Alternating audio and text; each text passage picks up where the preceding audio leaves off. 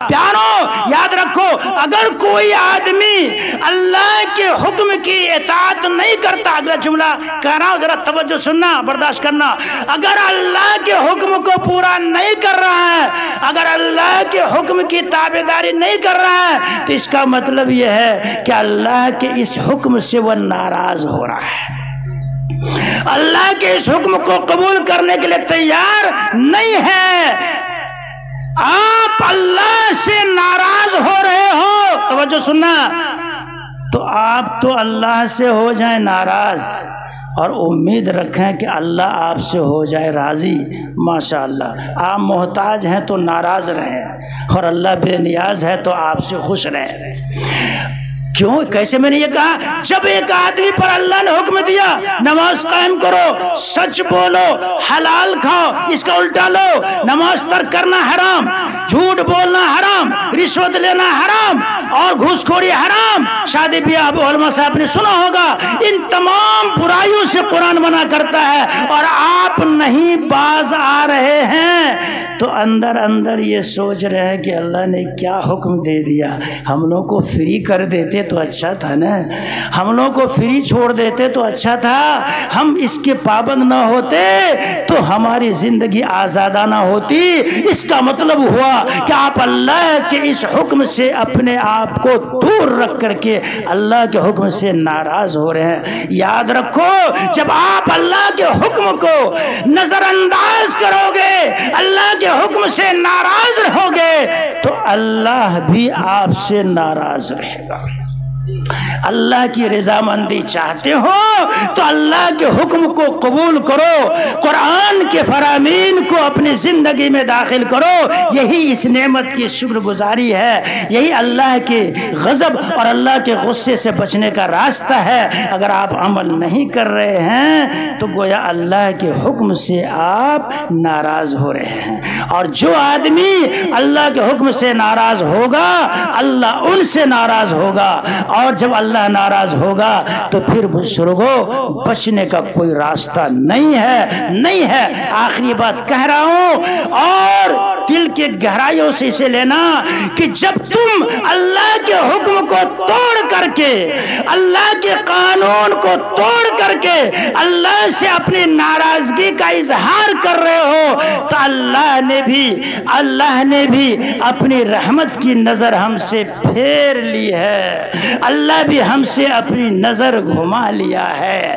اس لیے آج ہم بے سہارا ہیں، آج ہم بے یار و مددگار ہیں، آج ہمارا کوئی نگہبان اور کوئی کارساز اور کوئی ہمارا پروردگار نہیں رہا۔ ہم آج کھلے میدان میں بے یار و مددگار کھڑے ہیں، آج جو چاہتا ہے جس طرح چاہتا ہے ہم پہ وار کرتا ہے، ہمارا کوئی نگہبان، ہمارا کوئی محافظ اور ہماری کوئی حفاظت کرنے والا نہیں ہے۔ جو محافظ تھا، جو ہمارا وکیل تھا، ہم نے انہی کو ناراض کر رکھا ہے اپنے عمل سے، اپنے کرتوت سے اور اپنے اعمال سے اور اپنے شب و روز کے انداز اور طریقے سے۔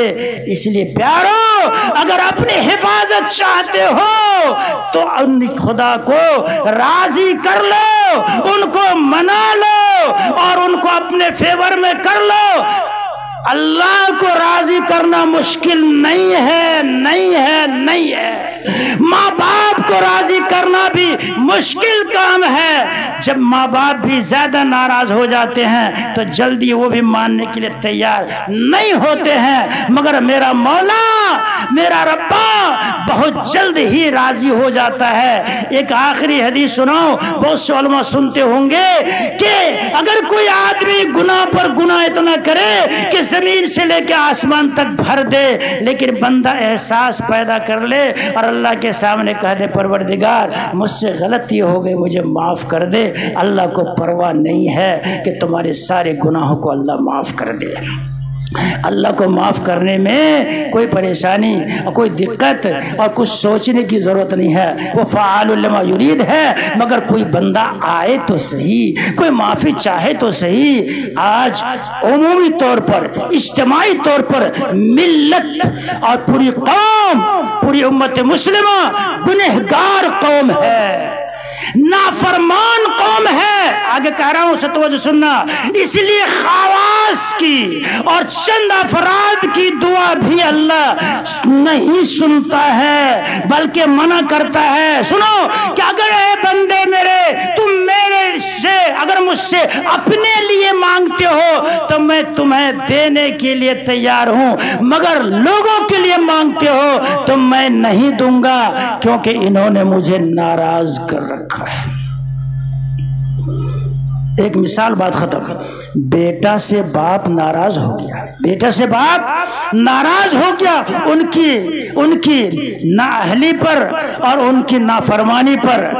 अब बस्ती के लोग, इलाके के लोग, रिश्तेदार सब आकर के बाप से सिफारिश कर रहे हैं, आप तो अब्बा हैं, आप तो उनके अब्बा हैं, माफ कर दीजिए ना, आप ही का तो बेटा। यही कहते हो, यही ना कहते हो प्यारो? बाप को मनाने के लिए तदबीरें कर रहे हो, खुशामद कर रहे हो, अब्बा माफ कर दीजिए, आप ही का बेटा है। लेकिन बाप क्या चाहता है? बोलो, बाप क्या चाहता है? अरे बस्ती वालों, जरा सोचो तो सही, तुम सब मिलकर के मुझे कहने आए हो। एक दफे तो नालायक बेटा नहीं कहता कि अब्बा अब्बा अब्बा मुझसे गलती हो गई और मुझे माफ कर दीजिए। एक दफा भी तो नालायक बेटा नहीं आ रहा है जो अपनी गलती कबूल कर ले, अपनी गलती मान ले।